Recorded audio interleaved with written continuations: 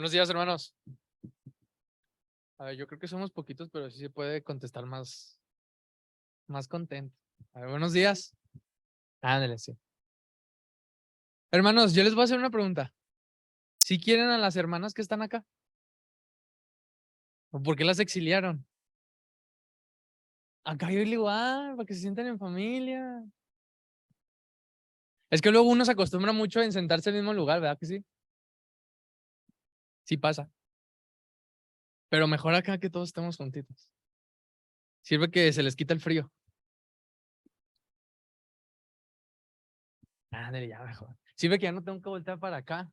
Ya nada más me concentro acá. Más fácil para mí. Muy bien, hermanos, espero que estén muy bien. Dios les bendiga. Yo estoy contento de estar aquí con ustedes compartiendo más de la palabra de Dios. Y aunque seamos número reducido, pero vamos a poner toda nuestra atención, toda nuestra dedicación y vamos a tratar de salir edificados en esta mañana. ¿Ok, hermanos? ¿Les parece? Muy bien. Entonces, para salir edificados, muy edificados, vamos a leer todo Isaías, hermanos. Los 60 capítulos ahorita. No se crea. ¿Usted ha leído la carta de Filemón? Nadie ha leído la carta de Filemón. ¿Cuántos capítulos tiene? ¿Cuántos? Uno. Sí, ¿ves? Nada más tiene un capítulo y no la ha leído, ¿eh? Se la voy a dejar de tarea. Un versículo cada día de aquí al otro domingo. Y se lo voy a preguntar. Sí, Filemón nada más tiene un solito capítulo. Y vamos a leerlo ahorita, ¿va? Vamos a reflexionar acerca de esta carta y acerca de unos puntos que nos comparte el apóstol Pablo y que pueden ser de mucha ayuda en nuestras vidas. ¿Ok? Muy bien, entonces la carta a Filemón. Y vamos a anotar, si usted toma apuntes, le voy a decir 4 aspectos que podemos encontrar en esta carta. ¿Listo? ¿Lista? Ahí va el primero. El evangelio tiene poder para cambiar la vida de las personas. El evangelio tiene poder para cambiar la vida de las personas. Segundo, el valor de la bendición espiritual. El valor de la bendición espiritual.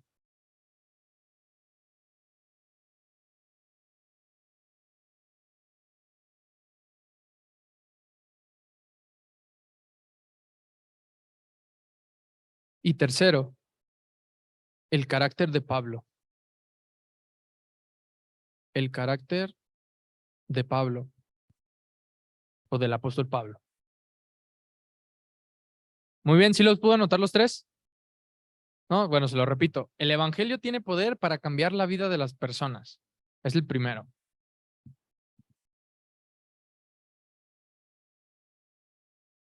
El evangelio tiene poder para cambiar la vida de las personas.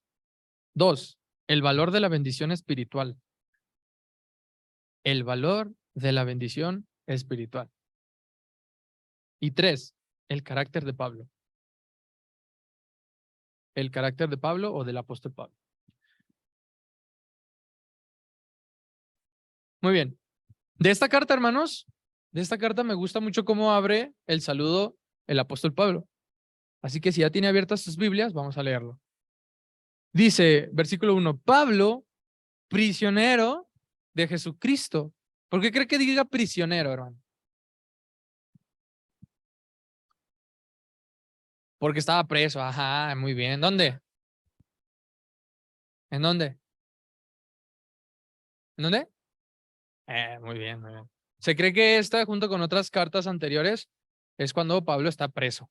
¿Ok? Muy bien, entonces, Pablo no lo considera como una desgracia, primero. No lo considera como una desgracia. Si no mal recuerdo, en Efesios o en Filipenses, él dice que da gracias a Dios por estar encarcelado porque sea libre o preso, el evangelio se divulga. El evangelio se divulga. Dice pues, y el hermano Timoteo, o sea, quien lo acompañaba a Timoteo, al amado, ¿qué dice Filemón? colaborador nuestro. Entonces ya nos da la primera indicación de quién era Filemón. Dice que era colaborador de quién. De Pablo y Timoteo. Muy bien. Y a la amada hermana Apia y a Arquipo, nuestro compañero de milicia, y a la iglesia que está en tu casa. Gracia y paz a vosotros, de Dios nuestro Padre y del Señor Jesucristo. Y aquí empieza ahora sí el contenido de la carta, hermanos. Doy gracias a mi Dios, haciendo siempre memoria de ti en mis oraciones. Cosas que podemos ver del aspecto del apóstol Pablo, no solamente en esta carta, hermanos, sino en otras cartas, es que Pablo era alguien de oración. En otras de las demás cartas, en Efesios, hace toda una oración por la iglesia en Éfeso. Y empieza así con esto. Siempre los tengo en mis oraciones. Entonces, algo que podemos aprender del apóstol Pablo, hermanos, es que el cristiano debe de ser de oración y debe de estar en constante oración por los demás, ¿verdad? No por nada se da un momento al final del servicio para hacer las peticiones, ¿verdad? No por nada ponemos en el grupo, hermanos, les pido oración por esto, por tal cosa. Tienen un objetivo, hermanos. Orar los unos por los otros, ¿ok? Entonces, Pablo, en este sentido, él era un hombre de oración, era un cristiano de oración. Porque oigo del amor y de la fe que tienes hacia el Señor Jesús y para con todos los santos. Ahora, ya no estábamos hablando del apóstol Pablo, estamos hablando de Filemón. Ahora el apóstol Pablo dice algo de Filemón. Dice, oigo el amor y la fe que tienes hacia el Señor Jesús. Algo que podemos aprenderle a Filemón es que de boca de todos los demás oían qué tan dedicado era Filemón a la labor de Jesús o a la labor del ministerio. Era conocido, Pablo llegó a conocer a Filemón escuchando testimonios de otras personas de cómo colaboraba para el ministerio y de cuál grande era su fe.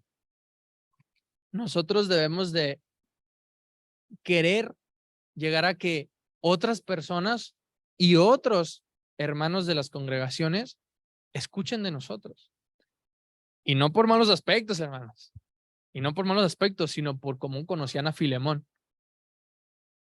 ¿Cómo era conocido? ¿Qué dice Pablo? ¿Por su qué? Por su amor y por su fe. Muy bien. Y dice un aspecto importante, y para con todos los santos. ¿Y quiénes son los santos? Los miembros de la congregación, ¿verdad? De la iglesia de Cristo. Entonces, él también lo demostraba con los demás. Eso es otro aspecto que nosotros debemos de copiar a Filemón. Amar a los miembros, amar a nuestros hermanos en Cristo. Y ya me volteé a ver así con cara de híjole, qué difícil. Pero yo no puse las reglas, hermanos. Dios dice, amarás a tu prójimo como a ti mismo, ¿verdad? Primera. Y amarás a Dios con toda tu mente, con toda tu alma, con todas tus fuerzas. Y si nosotros vemos el Nuevo Testamento, hay muchas indicaciones del apóstol Pablo que nos dice amor fraternal. En Romanos dice, no debáis nada a nadie, sino el amaros los unos a los otros. Voltea a su izquierda. Bueno, yo no volteo porque no hay nada, ¿verdad? Voltea a su izquierda, voltea a su izquierda, voltea a su izquierda. Voltea a su derecha, voltea a su derecha. Voltea para atrás, voltea para atrás. Voltea para adelante.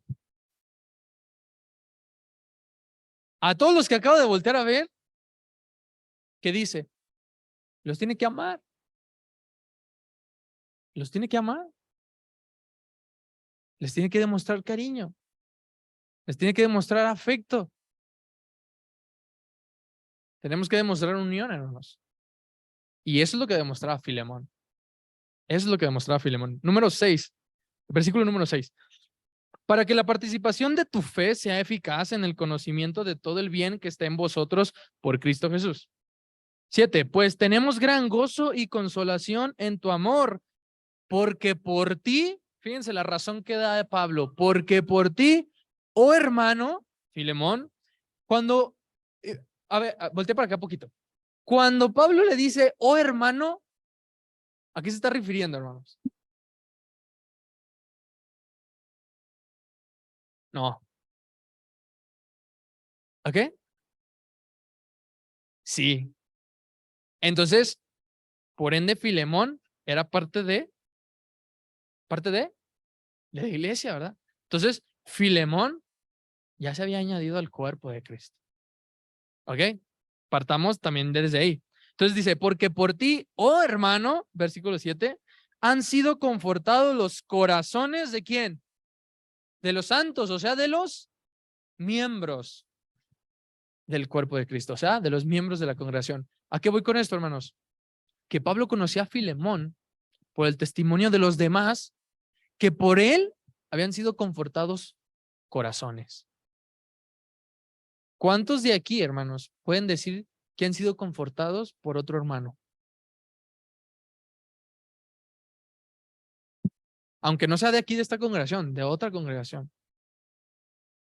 Y eso es lo que hacía Filemón. Confortar los corazones de alguien más. Ayudarle. Estar con él. No solamente como dice Santiago, ¿verdad? Si le hace falta algo, pues Dios te bendiga, hermano, voy a orar por ti. No. Accionar. Ver qué necesita. Darle aquello que lo necesita. Darle aquello que falta. Y Filemón lo hacía, hermanos. Filemón confortaba corazones. ¿Cuántos de nosotros podemos decir que hemos confortado corazones de otros hermanos o otras hermanas? Si no puede decir que sí, pues algo estamos haciendo mal. Tenemos que seguir este ejemplo, hermanos, de confortar corazones de los hermanos y de las hermanas, de ser de su ayuda, de ser para su edificación también. Versículo 8, por lo cual, aunque tengo mucha libertad en Cristo para mandarte lo que conviene, aquí este versículo, hermanos, es importante. Pablo para este tiempo, pues ya podemos decir, era don Pablo. Era Pablo en toda la extensión de las palabras, ¿verdad?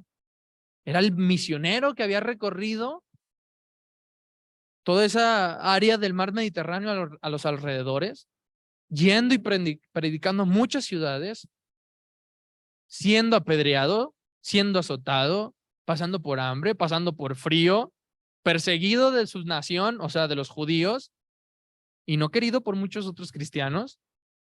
Ya era ese Pablo, hermanos, con trayectoria. Y eso se lo está explicando a Onésimo. Perdón, a Filemón. Por lo cual, yo tengo autoridad de mandarte.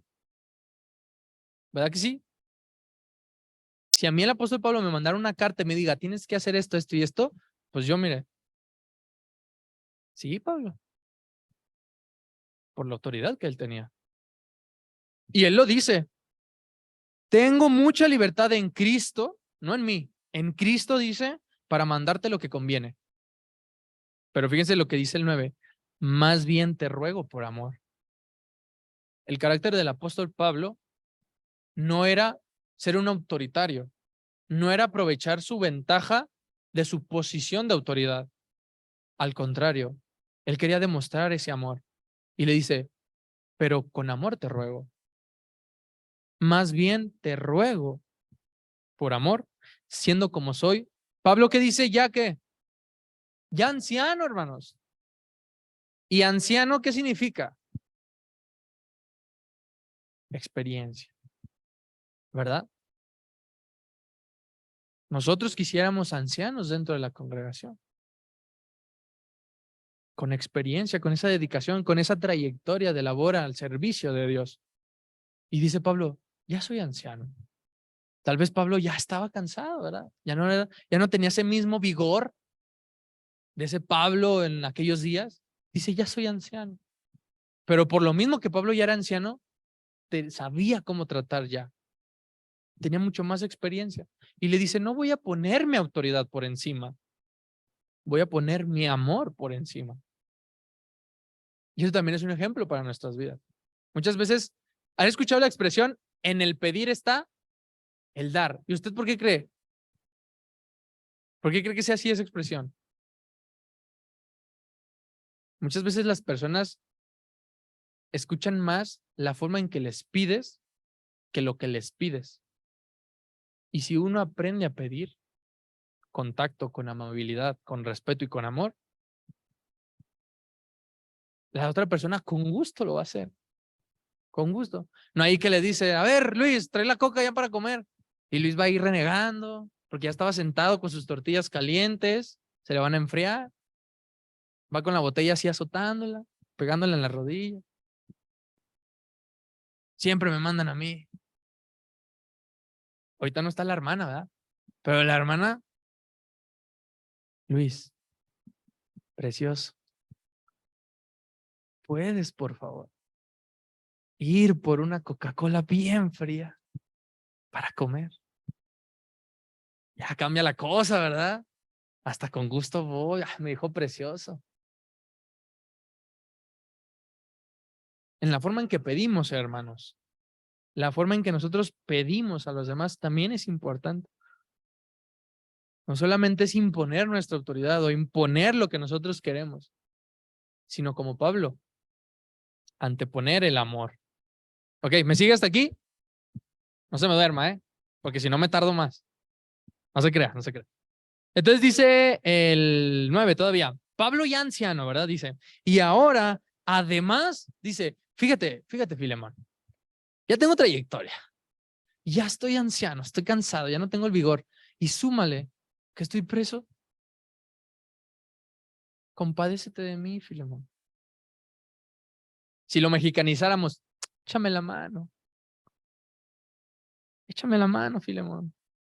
Entiéndeme lo que te digo. 10. Te ruego por mi hijo Onésimo. ¿Ok? Entonces aquí ya entra un nuevo personaje, Onésimo, a quien engendré en mis prisiones. No se me asuste. Pablo no dio a luz. Tranquilos, tranquilos. Voy a explicarlo. Cuando Pablo se refiere a que engendré,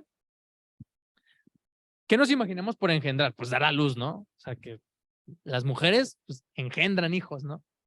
Pablo sentía esa responsabilidad afectiva acerca de Onésimo, porque dice, lo engendré en mis prisiones. Por eso Pablo en otras cartas está contento de estar preso, porque aún preso puede compartir ¿qué? El evangelio, y aún a los presos les puede compartir de Jesús. Por eso Pablo me encanta su actitud, porque aún en medio de todos los problemas, él veía siempre lo positivo. Siempre veía lo bueno. Siempre veía una forma de compartir a Jesús y de compartir a Dios. Entonces dice, te ruego por este Onésimo que yo siento esa responsabilidad afectiva. ¿Por qué? Porque yo le traje el evangelio. ¿En dónde? En la prisión. Entonces, ¿qué sabemos de Onésimo hasta ahorita? Que fue prisionero. Muy bien, que fue prisionero. Entonces dice en el versículo 11, el cual en otro tiempo te fue inútil, pero ahora a ti y a mí nos es útil. ¿Recuerda que dice 2 Corintios capítulo 5, verso 17? Le picho una pizza al que me lo diga de memoria. 5, 4, 3, 2, 1. Gracias a Dios que no se lo sepa. No se crea, no se crea. 2 Corintios, Pablo está hablando de muchas cosas, ¿verdad? Pero ahora está hablando de la nueva vida en Cristo. Y dice, todo aquel ya fue. La vida, las cosas viejas pasaron. He aquí todas son hechas nuevas. Y dice, el que viene a Cristo, nueva criatura es. Entonces, por lo tanto, ¿se acuerda que al principio le dije el poder transformador del evangelio? ¿Se acuerda que le dije? ¿Sí se acuerda? Bueno, si no, ahí está apuntado, leal. El poder transformador del evangelio se demuestra en Onésimo, porque le dice, antes tal vez te fue inútil, pero ahora a ti y a mí nos es útil, porque ahora es parte del miembro, es parte del cuerpo de Cristo, es miembro del cuerpo de Cristo, por lo cual ya es útil. Ese es el poder transformador del evangelio. ¿Quiere otro ejemplo? Marcos. ¿Se acuerda de Marcos? Que acompañó a Pablo y a Bernabé en ese primer viaje misionero. Pero después hubo un altercado no pequeño, dice Lucas, en el cual Marcos se separa. Y nadie sabe por qué. Muchos creen que por la edad, Marcos era joven, tuvo un problema con Pablo y se separa por diferencias de pensamientos.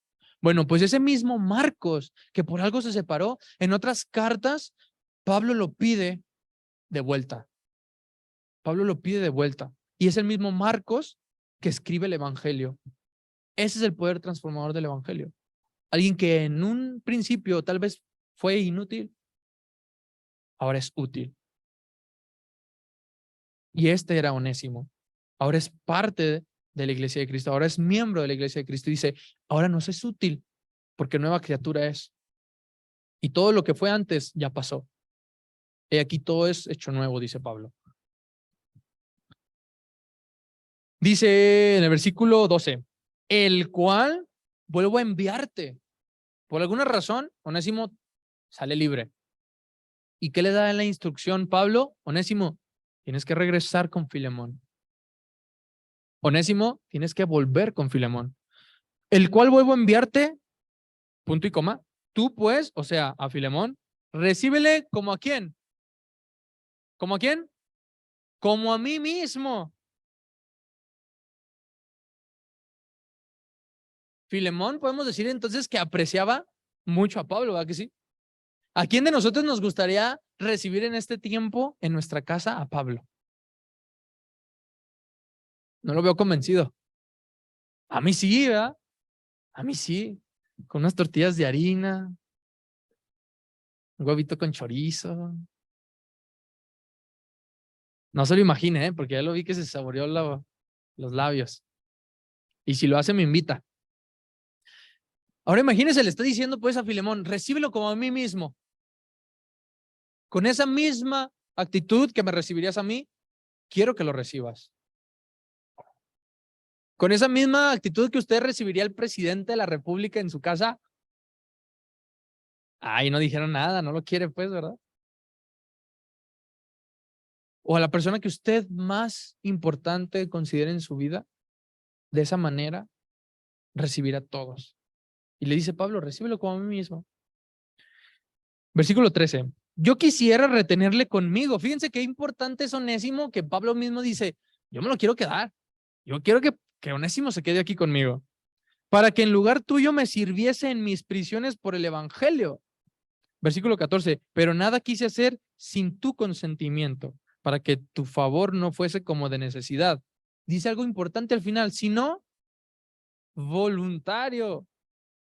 Le está dando la lección a Filemón de escoger. Y esa es otra actitud de Pablo, hermanos, que considera la libertad de Filemón. Al principio pudo haberle mandado, pero no, considera su libertad y dice, como tú decidas y considerarlo como un favor tuyo. Versículo 15, porque quizás para esto se apartó de ti por algún tiempo para que le recibieses para siempre. Y hay un trasfondo más importante en este versículo, hermanos. Isaías, capítulo 55, búsquelo ahí en su Biblia. Isaías, capítulo 55. Isaías capítulo 55, versos 8 y 9. Dice, porque mis pensamientos no son vuestros, ¿qué? Ni vuestros caminos son mis, dijo quién. Versículo 9, como son más altos los cielos que la tierra, así son mis caminos más altos que vuestros caminos y mis pensamientos más que vuestros pensamientos. ¿Y por qué leo Isaías, hermanos? Porque Pablo entiende una cosa muy importante. Quizás Onésimo para algo y por algo se apartó de ti, Filemón. ¿Usted cree que todo en su vida pasa por algo? ¿Y pasa para algo? Son dos cosas distintas, ¿verdad que sí? Por algo y para algo. Por es una consecuencia, para es un propósito. Pablo lo entendió muy bien, hermanos. Pablo entendió que la vida de Onésimo tenía un propósito distinto, como dice Isaías, que los planes de Dios no son nuestros planes, ni los caminos de Dios son nuestros. ¿Son nuestros qué? Caminos. Porque uno puede pensar y proponer y disponer muchas cosas, pero al final se cumple la voluntad de Dios. Por eso Pablo le dice a Filemón, para eso Onésimo se fue de ti, para que al momento de que volviera le recibieses no solo una vez, sino para siempre. ¿Esto le recuerda algo en su vida? Cuando nosotros venimos a las aguas del bautismo, venimos para que Dios nos reciba para siempre. Tal vez nos alejamos mucho tiempo. Tal vez fuimos como ese hijo pródigo. ¿Lo recuerda? Ese hijo pródigo que gastó todo lo que le correspondía por derecho. Y que volvió y que dijo, ojalá pudiera comer la comida de ¿quiénes? De los puercos, de los cerdos. Ojalá. Tan solo eso. Pero el aspecto importante es que dice que cuando el hijo pródigo volvía, su padre lo vio a lo lejos. El padre ya lo esperaba. Y así el padre nos esperaba a usted y a mí. Y así el padre sigue esperando a todos aquellos que vengan a las aguas de bautismo. Lo ve desde lejos, con los brazos abiertos, para recibirle una sola vez y para siempre. Y eso es lo que está considerando Pablo. Por eso Onésimo se fue de ti, para que le recibieras ahora como nueva criatura, como colaborador en el ministerio, como alguien útil en el cuerpo de Cristo. Versículo 16, no ya como esclavo. Ándele. Entonces ya sabemos qué era Onésimo. Era sirviente ¿de quién? De Filemón. Ok. Ya sabemos qué era pues Onésimo. Ya no como esclavo, sino más que esclavo, le dice algo importante, ¿cómo qué? ¿Cómo qué? Otra vez, ¿cómo qué? Como hermano. Y dice muy amado. Como hermano amado. Otra vez anteponiendo Pablo el amor entre hermanos. Mayormente para mí, pero cuanto más para ti, tanto en la carne como en el Señor. ¿Por qué? Porque ahora no solamente le iba a ayudar a sus labores, sino ahora era su hermano en Cristo. Doblemente bendecido Filemón. Iba a recuperar a un colaborador y ahora iba a ganar un hermano. Así que, si me tienes por compañero, recíbele como a mí mismo, le vuelve a decir. Versículo 18, y si en algo te dañó o te debe, ponlo a mi cuenta. Por lo tanto, muchos sugieren que Onésimo pudo haber faltado a algo con Filemón y por eso estaba en la prisión. Pero ahora que Filemón ya pagó, digamos, su castigo, salió de la prisión y lo regresa a Filemón, le dice, si algo Onésimo te debe, yo lo pago. Eso le recuerda a alguien. Alguien que puso su cuerpo en una cruz y algo que debíamos nosotros, lo pagó él. Un castigo que debió ser para nosotros, fue para él. ¿Sí sabe quién es? Jesús. ¿Se acuerda de la historia del buen samaritano? Aquel hombre, el samaritano, que ayudó al hombre golpeado y lo dejó en, digamos, en un mesón, le dice al dueño del mesón, te voy a dejar este dinero y si algo te falta, ponlo a mi cuenta. ¿Por qué cree pues esta expresión tanto de Pablo como de aquel buen samaritano? Ponlo a mi cuenta, yo lo pago. El buen samaritano no lo conocía al que estaba tirado. ¿Usted pagaría algo por alguien que no conoce?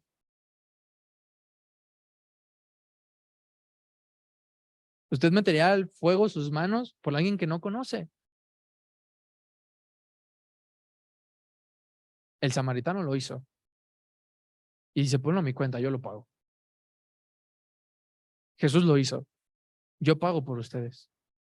Por todos. Y Pablo le está diciendo ahora a Filemón, si algo te debe, yo lo pago. Y no porque fuera muy pudiente Pablo, no porque tuviera dinero, sino porque lo apreciaba. Y se hacía responsable. Versículo 18. Versículo 19. Yo, Pablo, lo escribo de mi mano, yo lo pagaré, por no decirte que aún tú mismo te me debes también. Entonces ahí Pablo le está diciendo, si tú me vas a cobrar, Filemón, acuérdate que tú también me debes. Y a lo mejor no le debe económicamente, le debe algo más precioso, el evangelio. Y esa es una deuda que yo creo que Filemón nunca va a poder pagar. 20. Sí, hermano, tenga yo algún provecho de ti en el Señor, conforta mi corazón en el Señor. Pablo le vuelve a decir esta palabra, conforta mi corazón.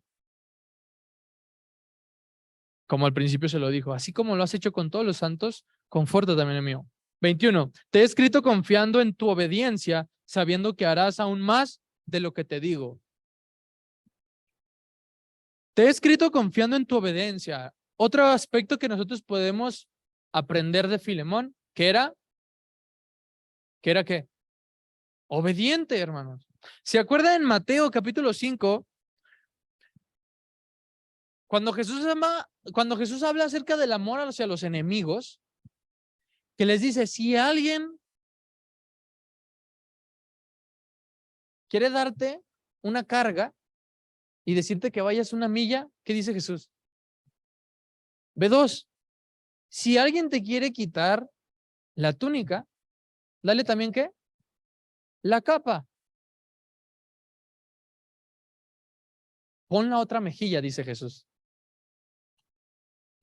Muchas veces pensamos que poner la otra mejilla es ser humillados, ¿verdad que sí? Porque yo he escuchado mucho ese pensamiento de las personas. No, es que los cristianos son muy dejados porque dice Jesús, hay que poner la otra mejilla.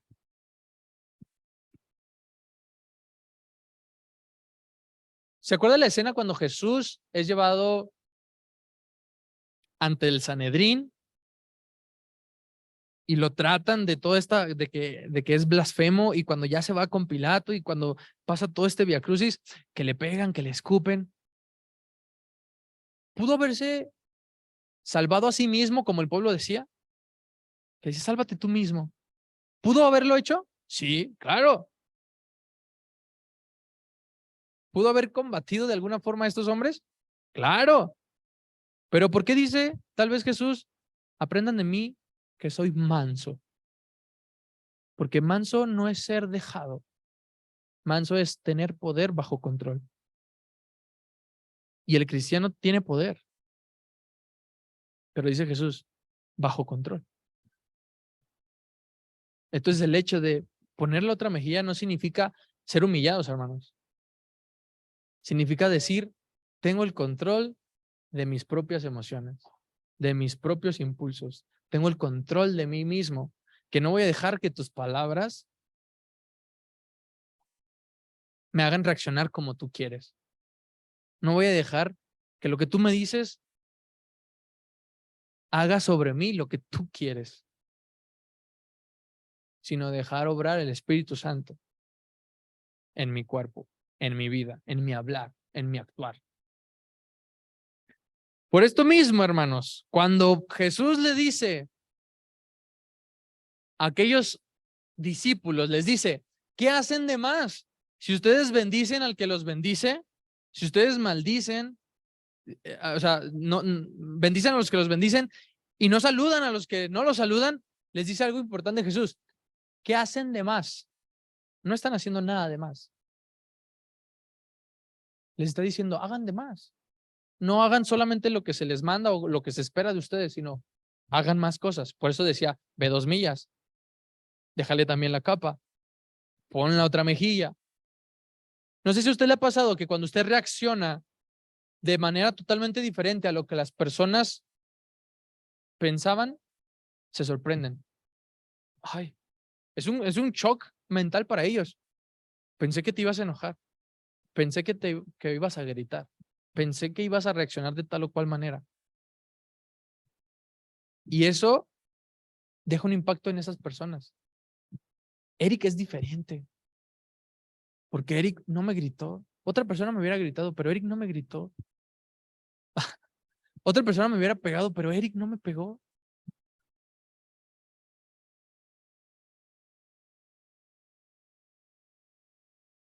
Y Pablo dice en este sentido, sabiendo que harás, confiando que harás aún más de lo que yo te pido, que pondrás más de ti mismo.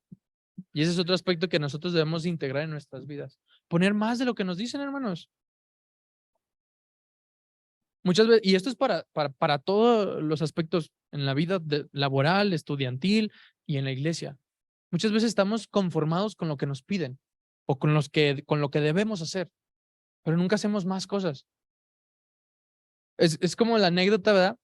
Que dice una hermana, ay, el edificio se vería bien bonito de rosa. ¿Por qué no lo pintan? Pues ándele, está la pintura y están las brochas. No se queje, hágalo. Ay, es que esto se vería mejor de esta manera. Pues ándele, hágalo.